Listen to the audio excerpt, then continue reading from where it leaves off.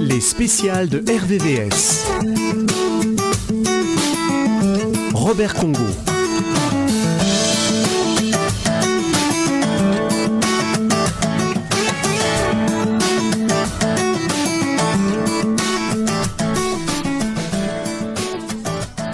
Bonjour.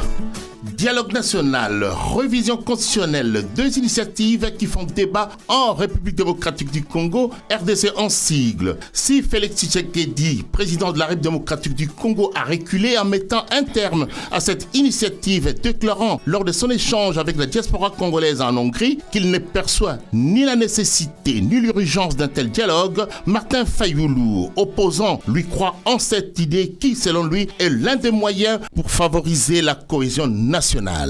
Quant à la révision constitutionnelle, si cette action est soutenue par le parti politique du président de la République, l'Union pour la démocratie et les progrès sociaux, UDPS en sigle, et sa majorité réunie autour de la plateforme dénommée Union Sacrée, elle est rejetée par une bonne frange de l'opposition. Pour l'opposition, cette initiative n'est ni plus ni moins une manœuvre pour Félix Tshisekedi de vouloir s'accrocher au pouvoir après 2028 au terme de son deuxième mandat. Dialogue national, révision constitutionnelle en République démocratique du Congo, pourquoi faire? Pour en parler, je reçois sur ce plateau Gaspard Hubert Lonsi-Koko, écrivain, analyste politique et conférencier.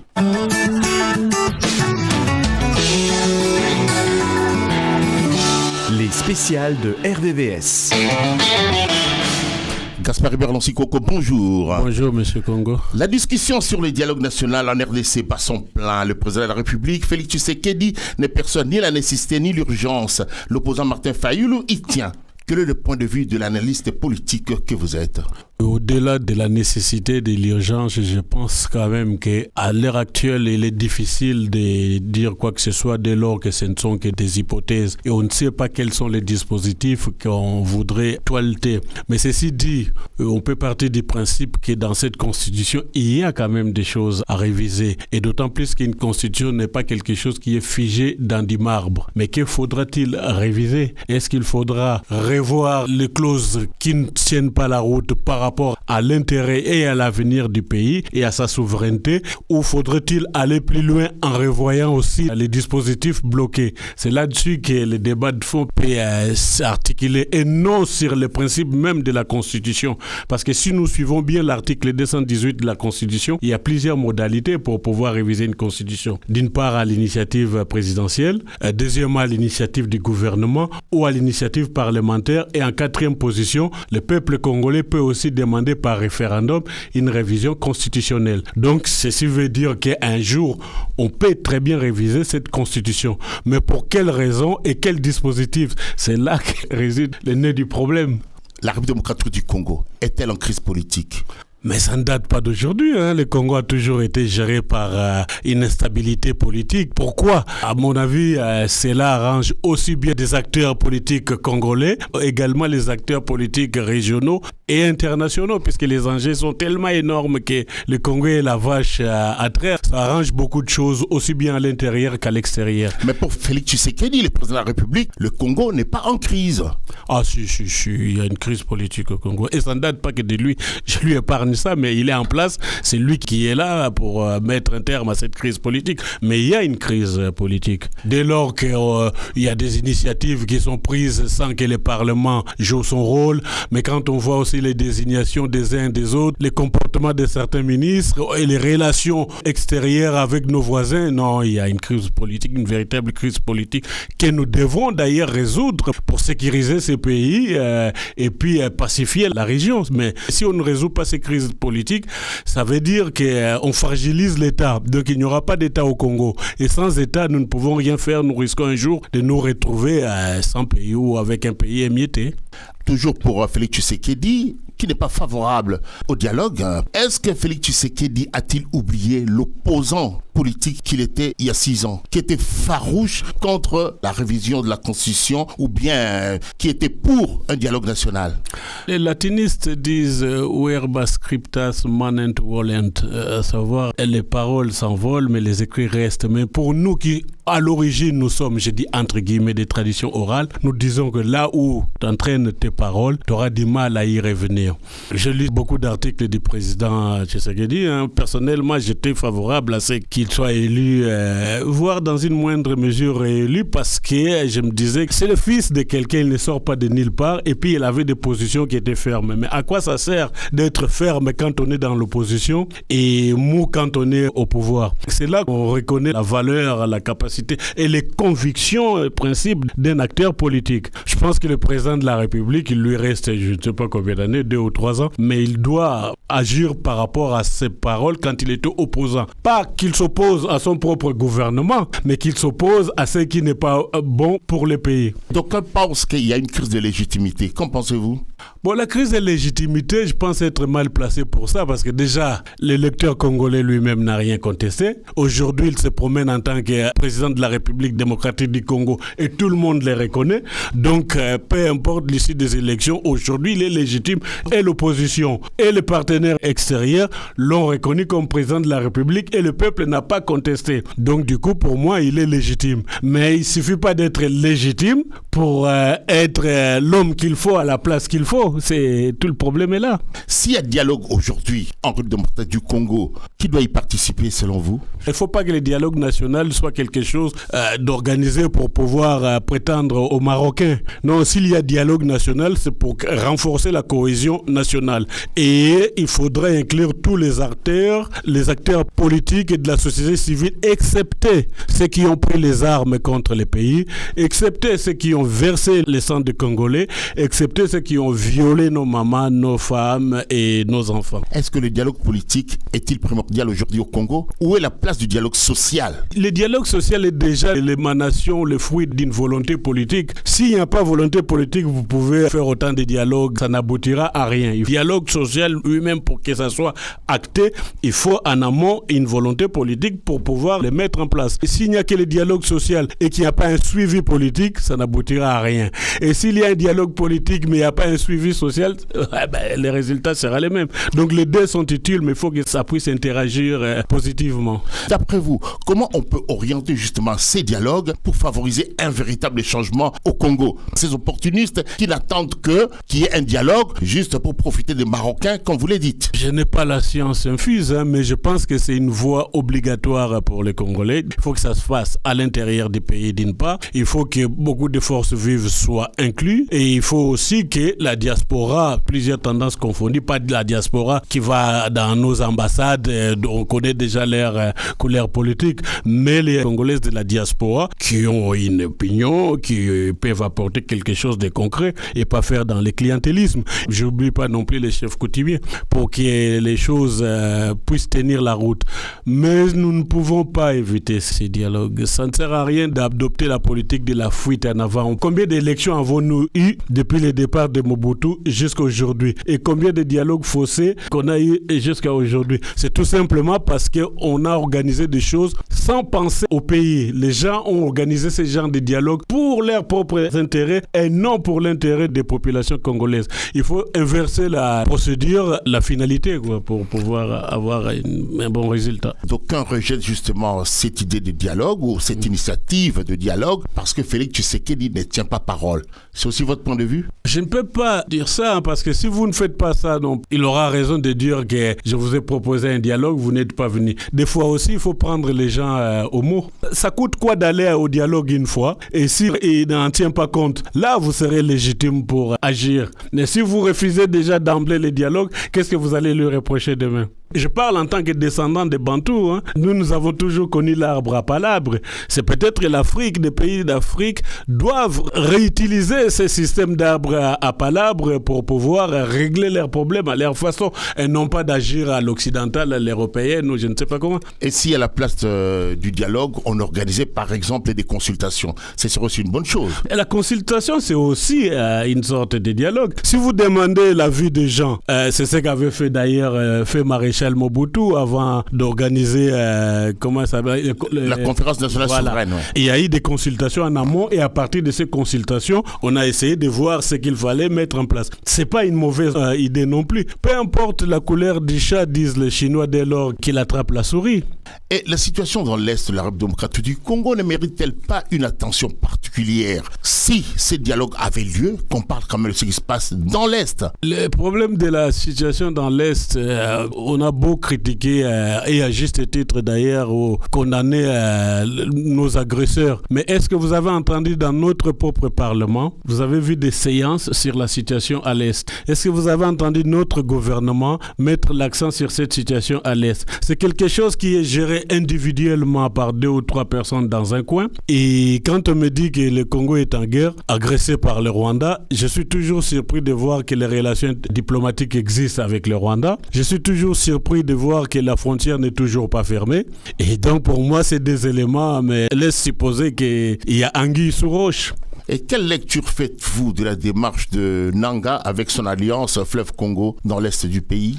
Je pense qu'aucune raison au monde ne justifie qu'on puisse trahir son pays. Et surtout s'associer avec des étrangers pour agresser son pays. C'est de la haute trahison. Et M. Nanga est devenu opposant tout simplement parce qu'on l'a privé de ses biens et il est devenu soi-disant opposant armé. Mais avant ça, il ne l'était pas. Donc pour moi, il ne faut pas suivre des gens qui prennent les armes contre leur propre pays. Il y a plusieurs façons de s'opposer. Ça peut être par pétition, ça peut être par action politique, avoir un parti politique, se présenter ou parler en tant qu'acteur politique, mais pas se servir des armes aux côtés des étrangers pour pouvoir verser le sang de nos compatriotes. Alors Nanga avec son alliance Fleuve Congo, M23, le Rwanda avec Paul Kagame, est-ce le même combat? Nanga se bat à partir d'où?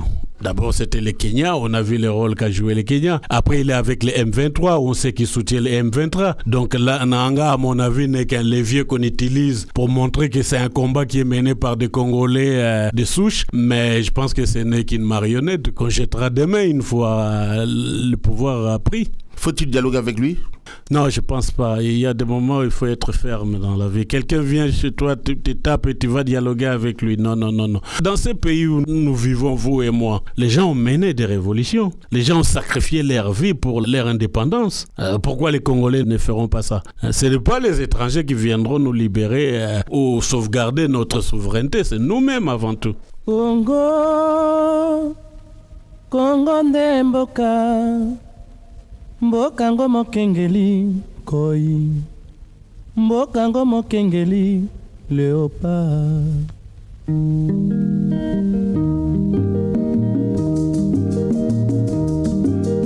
Mikolo tosekanaki na mosolo ya mboka Congo ekoki, tofungwani misolelo, tomoni bozoba nyonso tosali, mpo ya kobongisa Congo avenir. Ebongi tosala, moto nyonso ata mwana. Kongo ya mosolo, mpembe ya nzoku, Kongo ya bwanya, kasa ya mbila, Kongo ya makasi, moto ya nkoi.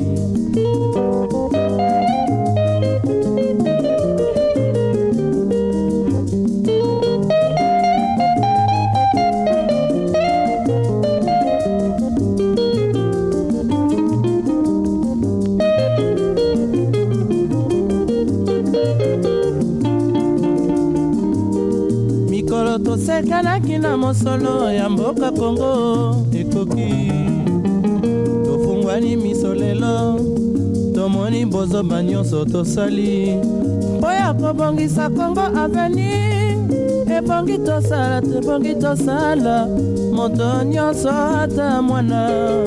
Congo ya mosolo, mpembe ya nzoku, Kongo ya bwanya, kasa ya mbila, Kongo ya makasi, moto ya nkoi.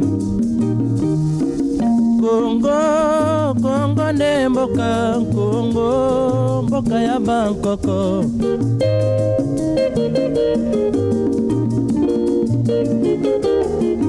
Kongo mboko mona pamba, lobi mboko lula yango.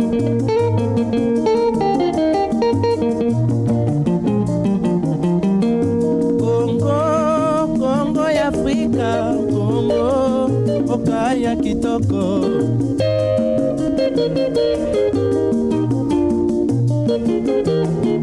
Kongo ya batu mayele, Kongo bakobikisa yo.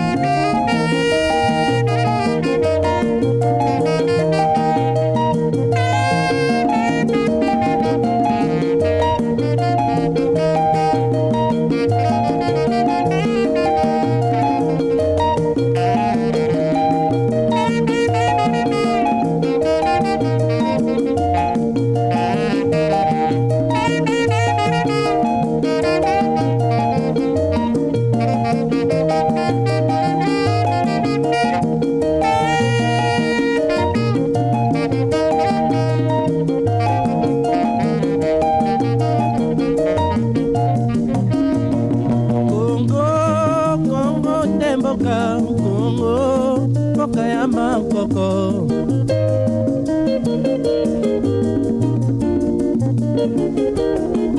Kongo, mboka mwana pamba lobi, mboko lula yango.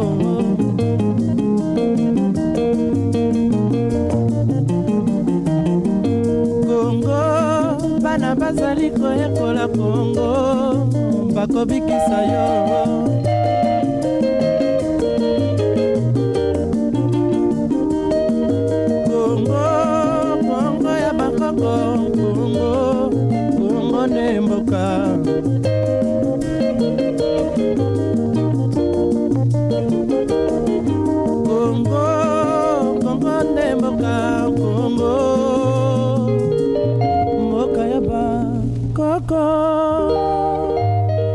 Les spéciales de RVVS.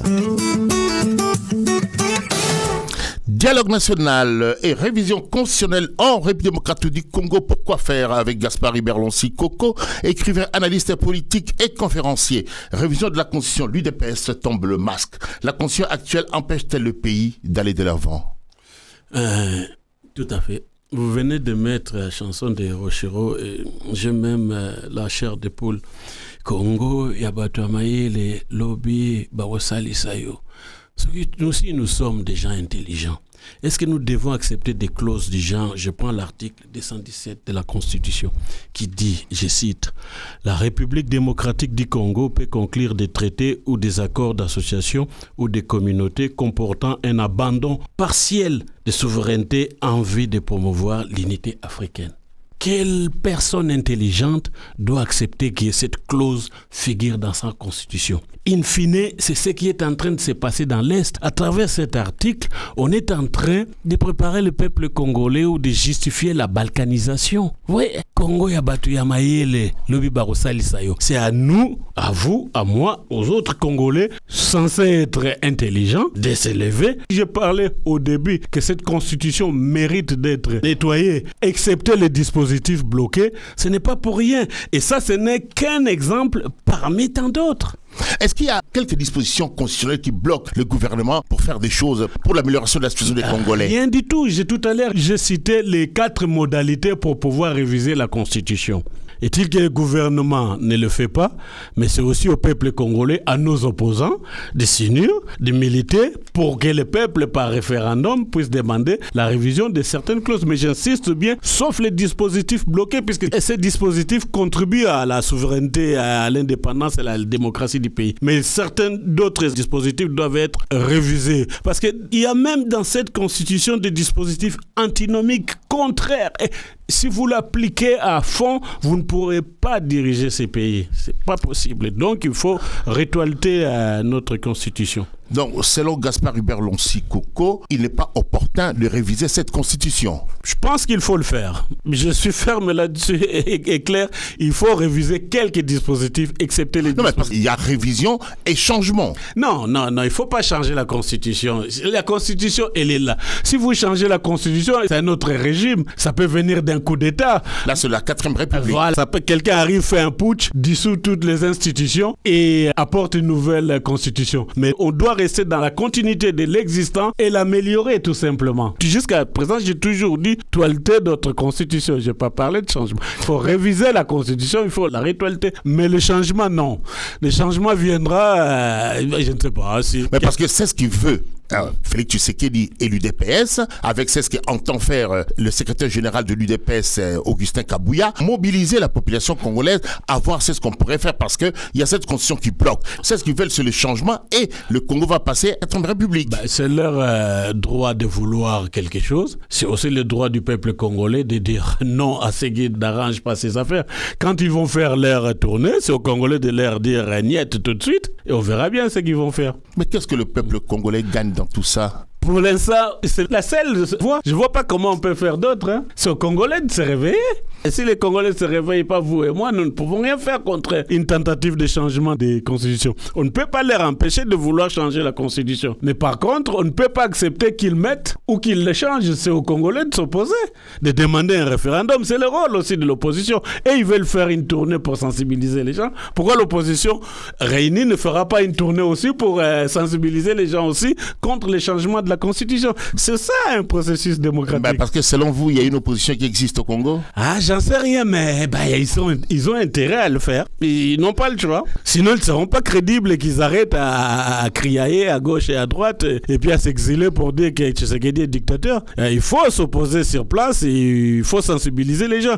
C'est M. Fayoulou et je suis d'accord avec lui, je l'ai toujours dit, qu'il parlait d'une opposition intelligente. Là, c'est là qu'on va voir si l'opposition elle est intelligente ou pas. Martin Fayoulou, l'opposant, il n'est pas avec Félix Tshisekedi? Ça, j'en sais rien. Je n'ai jamais été dans leur réunion.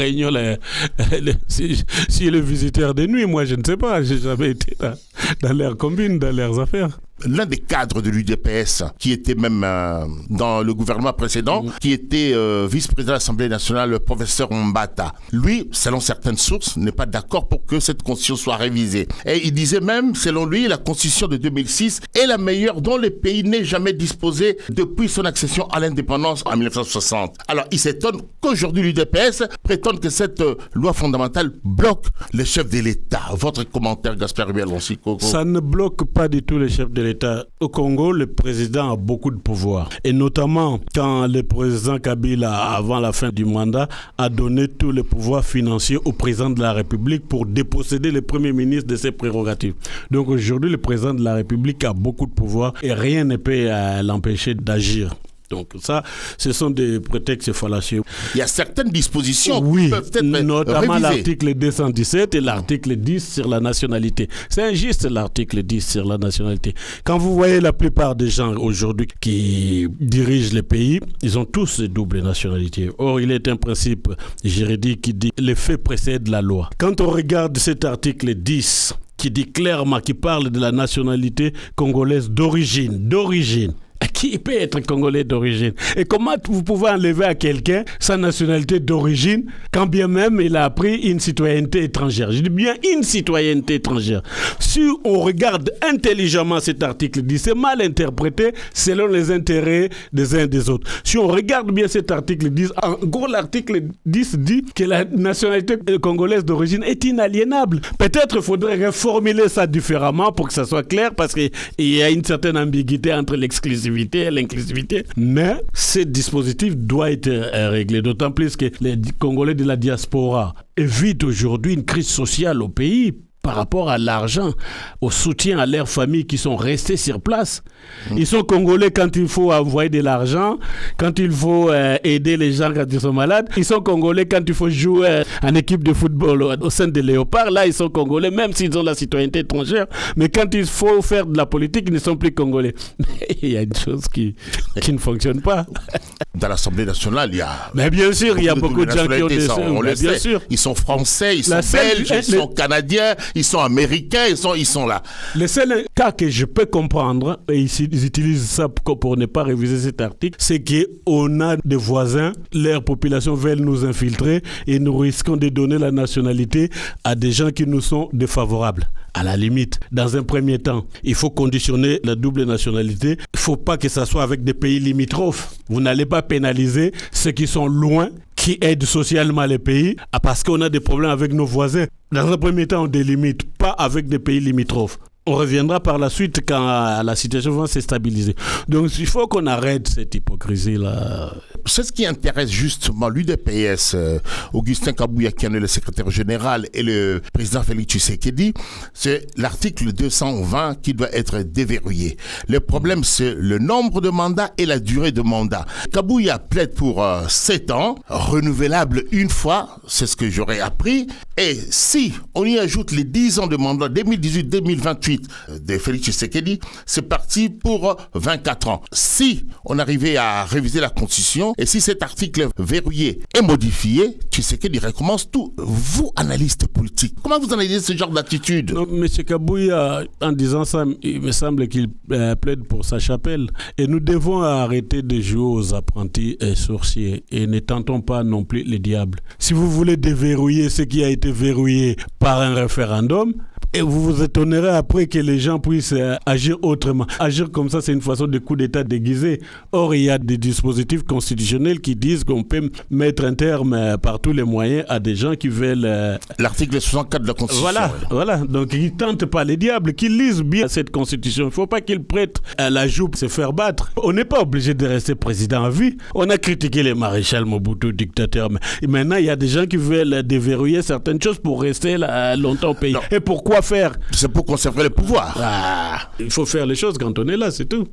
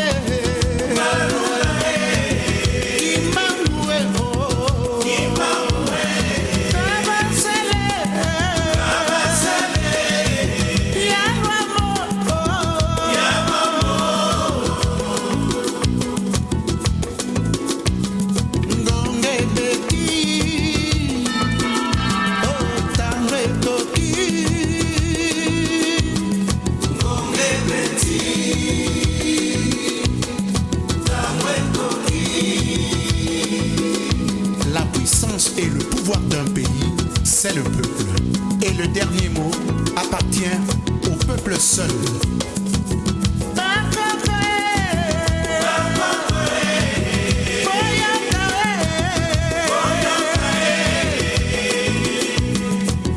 Bakoko boyoka, botika bisoa, tobeba o, toebite soki tokobonga, topesi kaka na bino. Oh Nzambe, oh Nzambe, oh Nzambe, oh Nzambe, oh Nzambe,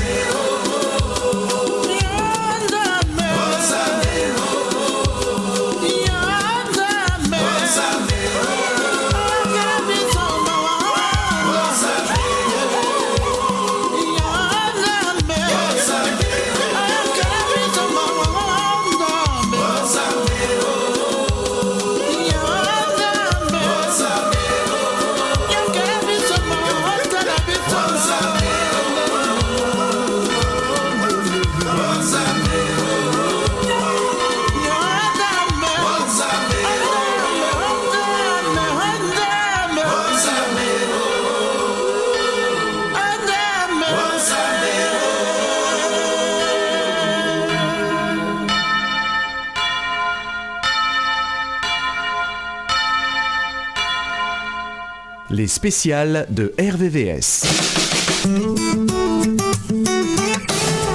Dialogue national, révision constitutionnelle en République démocratique du Congo. Pourquoi faire avec Gaspard Hubert Lonsi-Koko, écrivain, analyste politique et conférencier. Gaspard Hubert Lonsi-Koko, pendant l'état de siège, peut-on réviser la Constitution? La Constitution est claire. Vous ne pouvez pas réviser la Constitution pendant l'état de siège, ni lors d'un intérim. Vous n'avez pas le droit. Et quand vous faites l'état de siège, c'est 30 jours, peut-être renouvelé après. Mais revenons sur les changements de la Constitution. Je ne vois pas comment ils peuvent changer cette Constitution. Déjà, aucune clause dans la Constitution évoque les changements de la Constitution. Il y a possibilité de réviser la Constitution et je dis là quelles sont les modalités pour pouvoir réviser la Constitution. Même le Parlement réuni en Congrès ne peut pas réviser la Constitution. Agir de la sorte, c'est faire un coup d'État. Donc ils n'ont pas le droit. La seule façon de le faire, c'est de demander au peuple congolais par référendum si oui ou non ils veulent réviser la Constitution.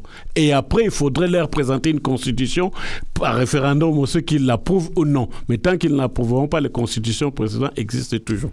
Donc je ne vois pas. Ils veulent jouer sur l'article 214, qui dit ceci: ni sécession, ni échange, ni l'adjonction des territoires n'est valable sans l'accord du peuple congolais consulté par voie référendum. Ils veulent se servir de ça, même si dans cet article on ne parle pas du changement de la Constitution, mais ils veulent jouer là-dessus pour que le peuple, par référendum, leur accorde la possibilité de changer la Constitution. Mais je suis catégorique là-dessus, ce sera un coup d'État. Parce que si la Constitution actuelle ne permet pas un changement de Constitution, vous ne pouvez pas le changer, sauf par coup de force. En tant qu'analyste politique, en quoi la Constitution fait-elle la grandeur d'une nation? La Constitution fait la grandeur d'une nation dès lors qu'elle est révisée dans les règles, dès lors qu'elle est respectée et dès lors qu'elle est ajustée à minima selon l'évolution de la société. La Constitution est quelque chose qui ne permet pas aux gens de rester ad vitam aeternam aux affaires. C'est quelque chose qui est une sorte de canevas, de cadre qui permet à tout parti politique de mettre en pratique la politique pour laquelle il a été élu. C'est un cadre qui permet d'éviter les dérapages. Voilà le rôle d'une constitution. Et non un cadre qui permet à certains de vouloir s'éterniser ou de les changer selon leurs propres intérêts. Une constitution révisée par la même classe politique peut-elle changer quelque chose dans un pays? D'où la nécessité du référendum.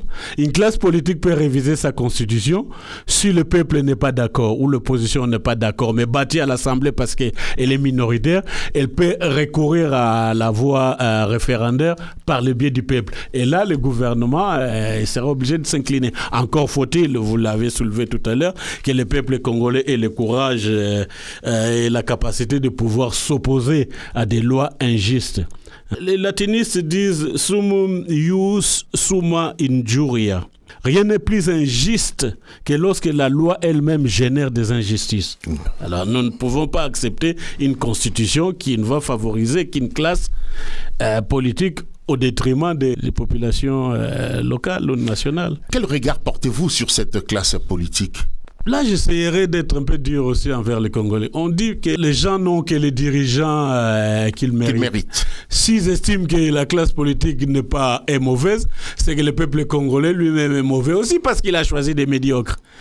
Je ne dis pas qu'ils sont médiocres, mais je pars du principe que si le peuple ne mérite que les dirigeants qu'il mérite, il faut que les Congolais s'interrogent sur leur choix. Dialogue national, révision constitutionnelle. Gaspard Berlonsi Coco, pourquoi faire ? Là, c'est la fameuse question. Quand on est... regardez, l'objectif de tous ceux qui sont passés à la tête du pays, c'est de mettre fin à la guerre à l'Est. C'est quelque chose d'élogieux, de judicieux. Mais quand vous ne parvenez pas à mettre un terme aux souffrances de vos populations, pourquoi voulez-vous encore qu'on renouvelle ou qu'on vous donne encore d'autres années pour pouvoir continuer ? Faites ce que vous avez à faire, au moins le maximum. Si vous n'avez pas fini, vous n'êtes pas les bons dieux. Il y aura d'autres personnes qui vont arriver, qui vont prendre le relais. Faites au moins les 2/3 du job pour que votre successeur puisse poursuivre sur l'élan engagé. On ne peut pas rester là jusqu'à ce qu'on règle tous les problèmes et puis s'en aller. Ça n'existe pas. Vous avez un temps défini. Vous avez accepté de faire des choses pendant ce temps défini. Faites-les. Si le temps est écoulé et que vous n'avez pas fait ça, votre mandat est fini, vous partez. C'est quelqu'un d'autre qui va le faire. Ça, c'est vouloir prendre les gens en otage et... ce serait idiot d'accepter une telle proposition. C'est pas honnête. Gaspard Berlonsi Coco, écrivain, c'est quoi le dernier livre publié ? L'avant-dernier qui est sorti au mois de juillet, c'est Frère Angelo, où je parle d'un esclave africain en provenance de la région ouest de l'Afrique qui s'est retrouvé en Autriche, qui est devenu vénérable maître de la franc-maçonnerie. C'est d'ailleurs Angelo Soliman, Madi Maké de son nom, qui a initié Mozart, qui a initié les papas de Mozart. Donc c'était un vénérable maître d'une loge de la maçonnerie autrichienne. Le dernier qui est sorti au début de ce mois, le titre c'était Booker T. Washington, un esclave aussi, qui est le premier noir à avoir été reçu à la Maison Blanche. Et c'est grâce à cet homme, à son combat, qu'aujourd'hui on a aux États-Unis des gens comme Barack Obama, des gens comme Kamala Harris. C'est par des combats menés en amont qu'aujourd'hui les Noirs ont une visibilité. Il a ouvert la voie. Voilà. Tous les restes n'ont suivi que les sillons tracés par Booker T. Washington. De son vrai nom, Booker Taliaferro Washington. Merci Gaspard Berlonsi Coco. Je rappelle pour les auditeurs que vous êtes écrivain, analyste politique et conférencier. Au revoir et à bientôt sur RVVS 96.2.